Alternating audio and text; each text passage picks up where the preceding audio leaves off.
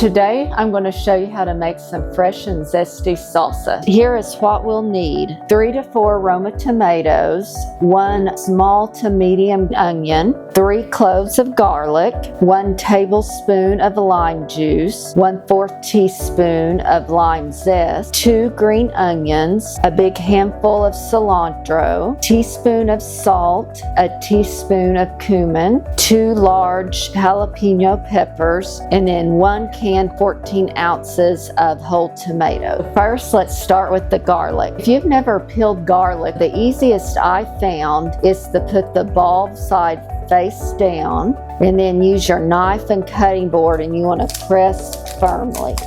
So put a little pressure, move it back and forth till you kind of hear it crunch. So look how easily that just peeled off there. So then all you have to do is just peel that off and then just cut the end where it was connected to the bulb. Fresh garlic makes things taste so much better.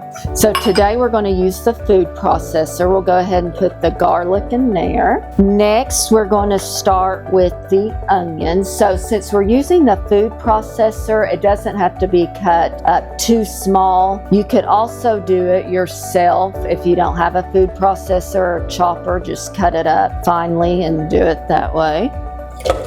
Next, we're going to start with the green onions. You want to make sure you cut the end off and just cut them into smaller pieces. Next, we'll talk about the jalapenos. You can use 1 large jalapeno or 2 to 3 small ones. I used 1 large one. What you'll want to do is, of course, cut the end off, cut it in half. I took the seeds out because the seeds is where the heat is. I would suggest wearing gloves. I just used my finger with the gloves to take it out.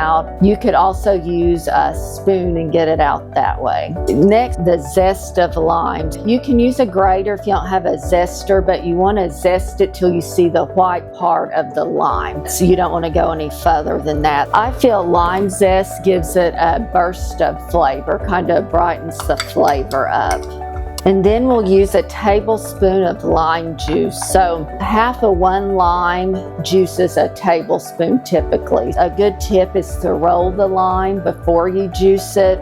I find it easier to juice with my hand, but you can also use a press too.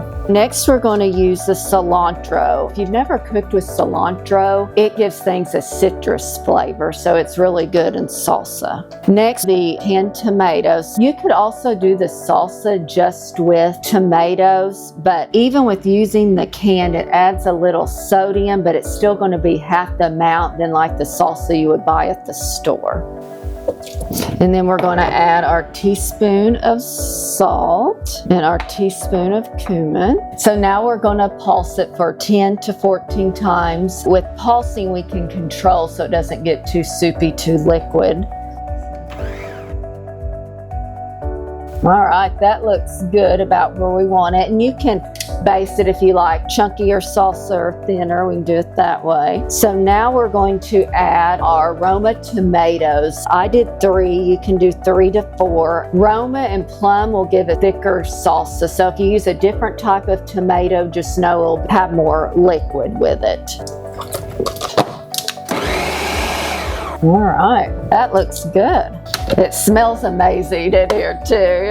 So I'm going to put some in a bowl here so we can see the finished product.